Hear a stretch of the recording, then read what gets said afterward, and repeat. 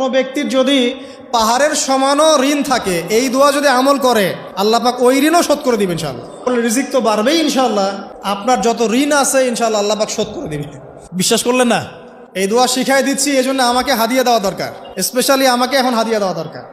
এটা গুরুত্বপূর্ণ দোয়া শিখাই দিচ্ছি। আর ঋণ কেমন জানেন? ওই যে এখন মানুষ ঋণ নিচ্ছে 1 কোটি টাকা ব্যাংক থেকে, 2 কোটি টাকা ব্যাংক থেকে, হ্যাঁ, কত বছর, 10 বছরের জন্য, 20 বছরের জন্য বাড়ি করছে, তাই না? তার ধারণা এমন যে সে মারা গেলে তার ঋণটা কেউ না কেউ শোধ করে দিবে, তাই তো? আর আল্লাহর রসুল কি বলছেন দেখেন, একজন মারা গেছেন, নবী সাল্লাল্লাহু আলাইহি ওয়াসাল্লামের সময় একজন মারা গেছেন। তো নবী করিম সাল্লাল্লাহু আলাইহি ওয়াসাল্লাম বলছেন, এই ব্যক্তির কি কোনো ঋণ আছে? একজন সাহাবী বলেন, হ্যাঁ ইয়া রাসূলুল্লাহ, তো ঋণ আছে। নবীজি বললেন, তোমরা ওর জানাজা পড়ো, আমাকে ডেকো না। তোমরা ওর জানাজা পড়ে নাও, আমি জানাজা পড়তে চাচ্ছি না। আমি এখন কেমন করে আপনাকে বুঝাবো ঋণ কত ভয়ঙ্কর জিনিস। আপনি যে ব্যাংক থেকে 3-4 কোটি টাকার লোন নিয়ে রাখছেন, লাখ লাখ টাকা লোন নিয়ে বসে আছেন, দিব্যি সুখে বসে আছেন, এমন চিন্তায় যে আপনার মৌত হবে না। আর নবী সাল্লাল্লাহু আলাইহি ওয়াসাল্লামের সময়ে একজন মারা যাচ্ছেন, তিনি বলছেন তোমরা জানাজা পড়ে নাও, আমি জানাজা পড়তে চাচ্ছি না। মানে ঋণগ্রস্ত ব্যক্তির জানাজাও তিনি পড়তেন না।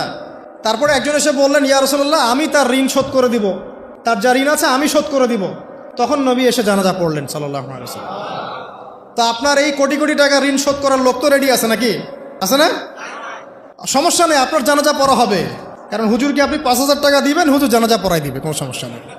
তারপরে আপনার মিলাদও হবে, আপনার একটা বড়সড় দোয়াও হবে ইনশাআল্লাহ।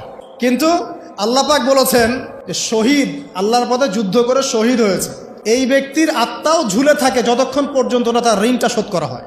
এবার বলেন আমি কি বুঝাবো আপনাকে? আর কিছু বলতে হবে?